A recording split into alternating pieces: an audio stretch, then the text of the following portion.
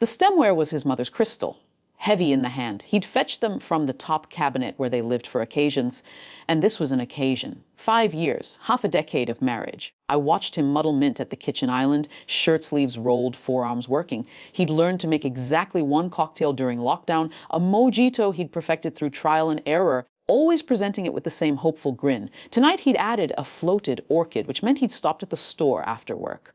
"I'm taking it to the balcony," I said. "For the light." He smiled. "Make it look good." I carried the glass carefully like a relic. The ice chimed against crystal. I stepped through the sliding door into the thick summer heat, already angling for the sunset, when I heard his voice through the thin wall. Low muffled, but clear enough. Sure, it's untraceable. I stopped breathing. The ice kept chiming. I held very still. He said, "Yeah. She'll drink it," and then a pause, listening.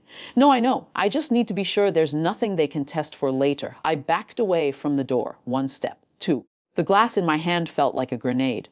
The kitchen was empty. His phone lay face up on the counter. The call ended. A number on the screen that he'd never saved. I don't remember swapping the glasses.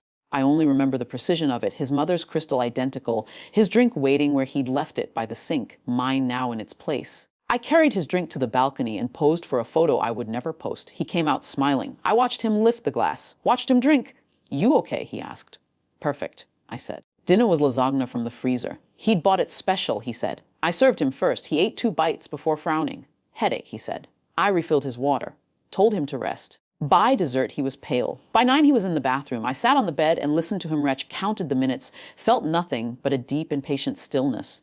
He emerged at 11, gray-faced, apologetic. Food poisoning. Must have been the seafood at lunch. I made him tea. Held his hand. Told him I'd call in sick for him tomorrow. He slept. I didn't. In the morning, I made coffee. He shuffled in, sipped it carefully, managed toast. He kept glancing at me with something I couldn't name. Guilt, relief. I smiled each time he looked. "Love you," he said. "Love you too." I meant it less than I ever had, and more than he deserved. The number stayed in my memory. I let it sit there for days marinating. Then I called it from a payphone downtown, listened to a man's voice say hello, and hung up, just to know it was real, just to hear the shape of the voice that would help my husband erase me. I never confronted him, never mentioned the cocktail. But I started waking earlier, checking his phone while he showered, writing down names, dates, messages he thought were safe. He never noticed. That's what I hold on to now, months later. Not the revenge, not the proof I've gathered, not the lawyer I've quietly consulted. What I hold on to is how easy it was. How he stopped seeing me somewhere along the way, stopped believing I could be dangerous, stopped checking over his shoulder for the one person who always had the clearest view. Last week he asked if I was happy. "I'm tired," I said. He believed me. Of course he did. I'm still here. I make his coffee.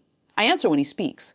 But every night before sleep I replay his voice through that wall, asking if it's untraceable. And I remember the exact sound of him vomiting in the dark while I sat on the other side of the door and waited. He thinks he got away with something. He has no idea he's the one who taught me how to disappear.